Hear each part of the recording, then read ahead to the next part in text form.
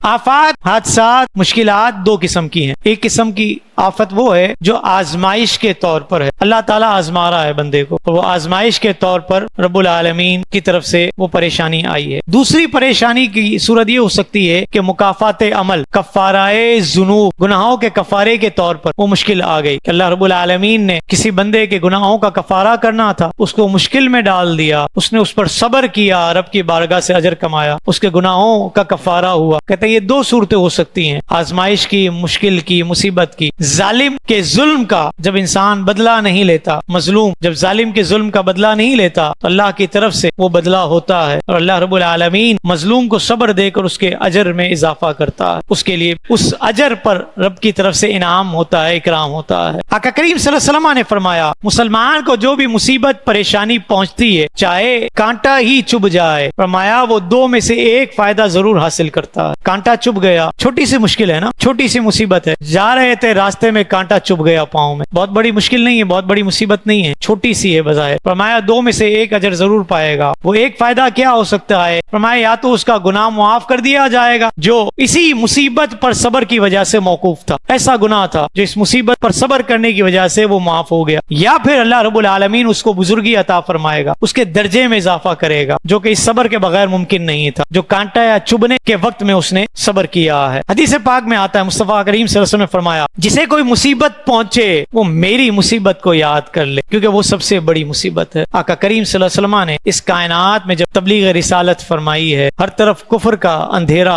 تھا، محبوب کریم نے کیا کیا آزمائشیں برداشت کی ہیں، کیا کیا مشکلیں برداشت کی ہیں. طائف میں مصطفیٰ کریم کے ساتھ جو کچھ ہوا، غزوات میں مصطفیٰ کریم صلی اللہ علیہ وسلم نے جو کچھ پیٹ پر پتھر باندھ کر بھوک برداشت کر آقا کریم صلی اللہ علیہ وسلم نے دین اسلام کا پیغام ہم تک پہنچایا ہے. میں اور آپ آج دین اسلام کے لیے کتنی مشقت برداشت کرنے کے لیے تیار. پڑوس میں مسجد ہوتی ہے، ہم بظاہر بسا اوقات وقت نکالنے کے لیے تیار نہیں ہوتے. کانوں سے اذان ٹکراتی ہے، ہم جماعت چھوڑ دیتے ہیں دنیا کے مال کے لیے. اور جس نبی کا کلمہ پڑھا ہے، آئی لو محمد کہتے ہیں، وہ محمد صلی اللہ علیہ وسلم وہ ذات ہیں کہ جن کے لیے یہ کائنات بنی ہے. حدیث قدسی فرمایا رب العالمین نے، حدیث قدسی اس کو کہتے ہیں کہ رب العالمین بعین ہی اپنے الفاظ مصطفیٰ کریم کو تعلیم فرمائے، آقا کریم اس کو تلفظ فرمائے، وہ حدیث قدسی کہلاتی ہے. فرمایا کنتو کنزن مخفین، میں پوشیدہ خزانہ تھا. رب کہتا ہے میں پوشیدہ خزانہ تھا.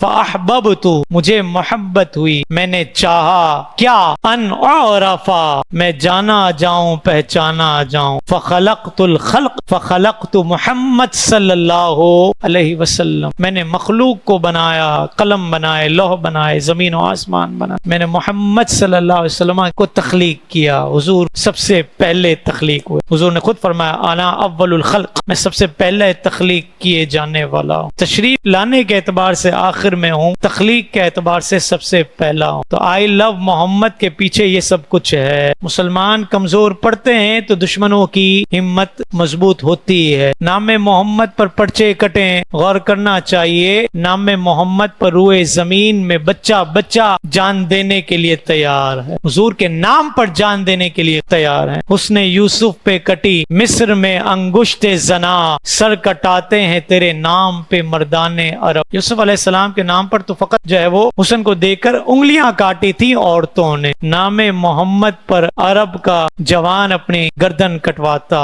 ہے. مسلمان آج کے بعد، اس واقعے کے بعد جو ہوا ہے چند دنوں پہلے، جہاں کہیں بھی ہو آئی لو محمد کی اسٹیمپ چھوڑ کر گزرے، وہاں سے اپنا یہ اثر چھوڑ کر گزرے کہ آئی لو محمد، ہم محمد سے پیار کرتے ہیں. اور یہ پیار زبانی کلامی نہیں ہے. وقت ہوا اور نبی کے دین نے ہم سے ہماری جان مانگی تو ہمیں جان دینے سے دریغ نہیں کرنا. یہ ہے آئی لو محمد کا مطمع نظر. تیار ہیں اس کے لیے انشاءاللہ. مزید اسلامک اور معلوماتی ویڈیوز دیکھنے کے لیے لائک، شیئر اینڈ سبسکرائب کے بٹن کو پریس کرنا ہرگز نہ بھولیں.